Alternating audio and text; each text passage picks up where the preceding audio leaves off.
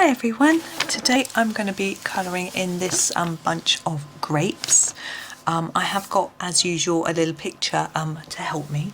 I'm going to start using this colour. This is from the Faber Castell Polychromos and it's called Manganese Violet, so it's quite a pinkish purple, and my idea is just to put a little bit of this all over to start with because it's a really pretty colour, and then we can add some darker accents to try and show the shape of the different grapes. Now it can be tempting to put shine on grapes, and sometimes they are shiny, but the ones that I'm looking at in the picture that I've got, they're actually not shiny at all. They're on a plant and they're quite dull in finish, or matte I suppose would be the right word.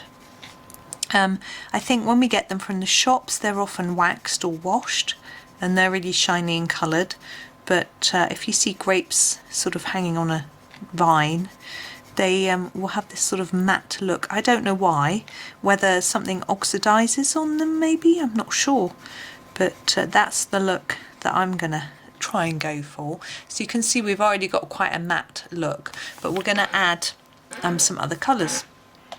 Now I find the purples in the Polychromos they're a little limiting, perhaps there's not a huge range. I'm going to go for the mauve, which is the darkest one that isn't, there is a blue, there are a few blues, bluey purples, but that isn't really what I want.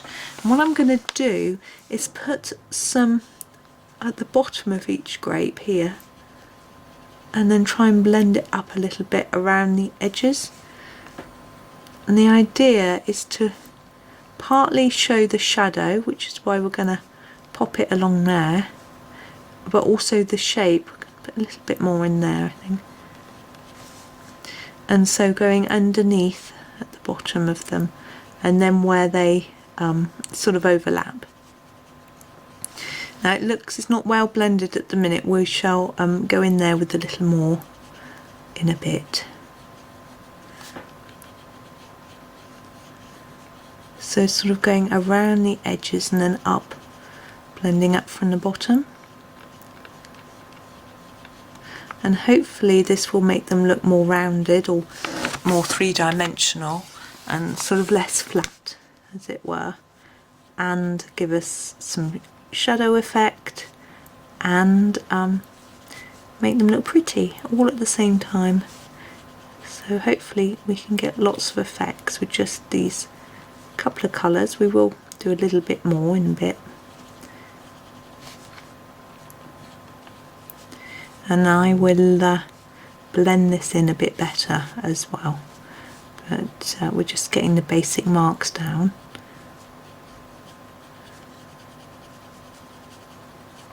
But hopefully you can begin to see that it is making quite a difference to how they appear.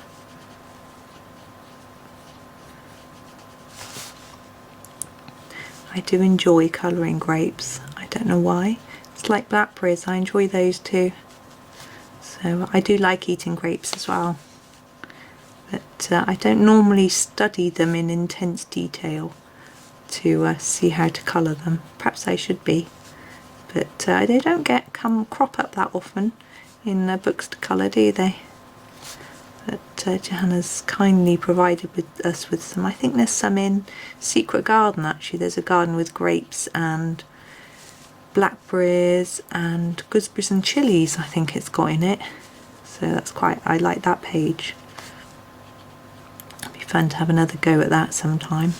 I've done it a couple of times. I've got another version of the book. And the miniature one actually. That'll be a challenge. Okay, so I've added some shape, texture, etc. Now I'm going to go back in with the original colour that we were using, which was the Manganese Violet, and just blend it all in together a little bit around the centre. I want to leave some paler parts so we don't destroy that sort of matte look that we had. But I want to blend it in a little bit more.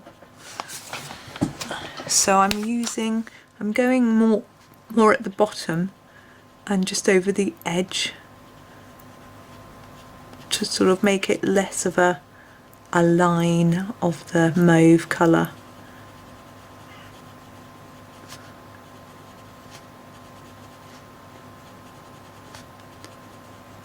Gosh, it's a very noisy magpie outside.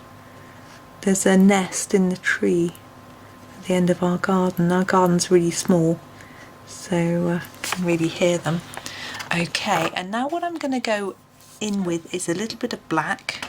Now, I don't always like doing black because it's very dark and it's just going to sharpen it and severe, but I really want to emphasize the shadows between the grapes, and so I'm going to pop it in under here, look, and up there,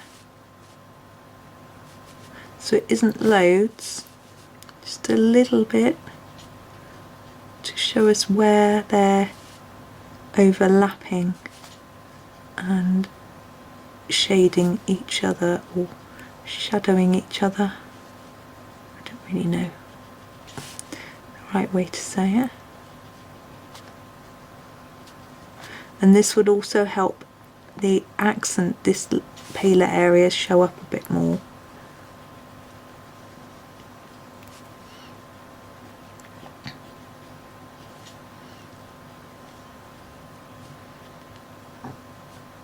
We're really only going over Johanna's lines, but it just gives us a little more of a three-dimensional look. And now we've just got the greenery to do. Having a look, it's quite pale grapes, the greenery. I think I might go for a mixture of these two colours. These are my palest greens. We've got the May green and I think, yeah, the light green.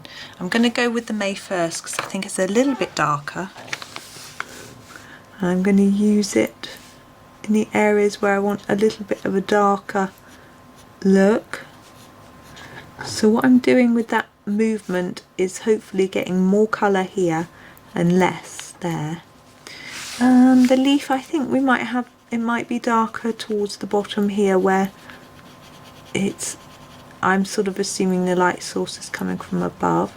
So I'm just going to fade that out. And then go in with the other colour, which is the light green. Now I'm not sure how well this is going to blend in.